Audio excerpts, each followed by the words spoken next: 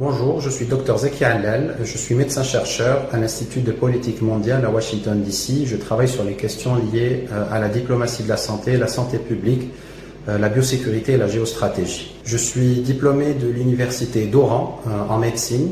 J'ai ensuite fait mes stages à l'université d'Oxford et l'université d'Harvard avant de m'installer à San Francisco, à la Silicon Valley, où j'ai créé ma propre start-up en biotechnologie.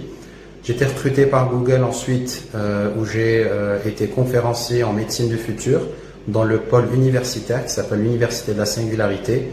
J'ai ensuite été directeur de cette même université pour les pays francophones, notamment la France et les pays africains.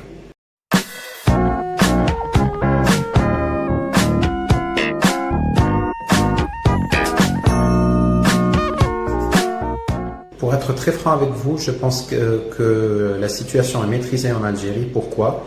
Parce que tout simplement, l'Algérie s'est pris tôt comparé aux autres pays du monde. Je pense à l'Italie qui a été frappée en même temps que la Chine ou aux États-Unis qui ont trop tardé pour répondre et se confiner ou s'isoler du monde. À partir de la détection du premier cas, ils ont pris plus de 40 jours pour réagir. Tandis que l'Algérie a quasiment immédiatement fermé ses frontières, arrêter les dessertes aériennes et maritimes quelques jours, quelques semaines après la détection du premier cas.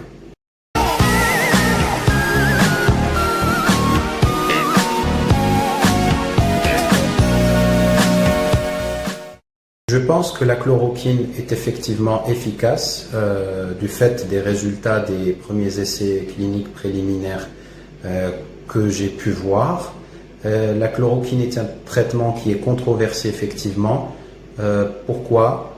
Parce que tout simplement les standards des recherches cliniques qui ont été faites pour prouver son efficacité étaient discutables. En deuxième lieu, il y a aussi un débat au sein de la communauté médicale quant à l'utilisation, le timing de l'administration de la chloroquine.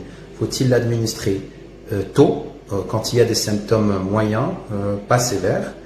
Ou faudrait-il attendre qu'il y ait des symptômes plus sévères pour administrer la chloroquine? C'est là où existe vraiment le débat.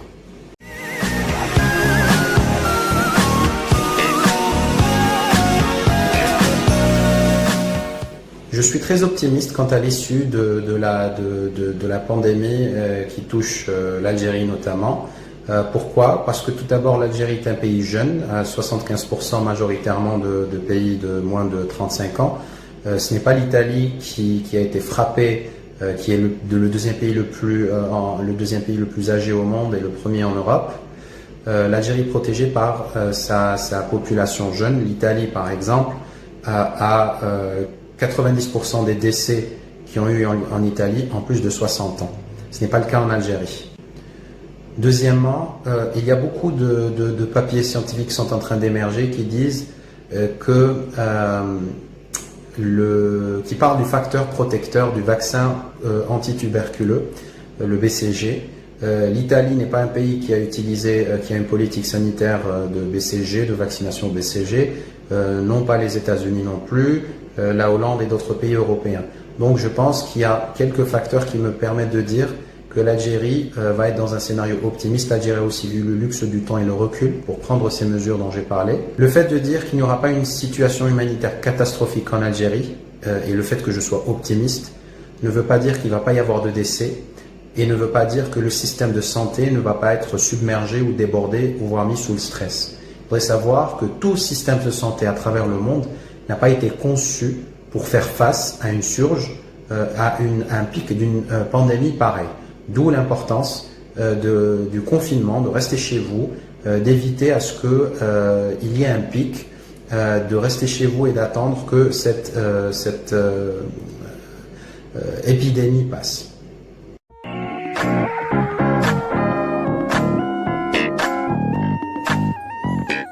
Mon message à nos chers auditeurs est de dire que chaque citoyen est un soldat dans cette guerre biologique.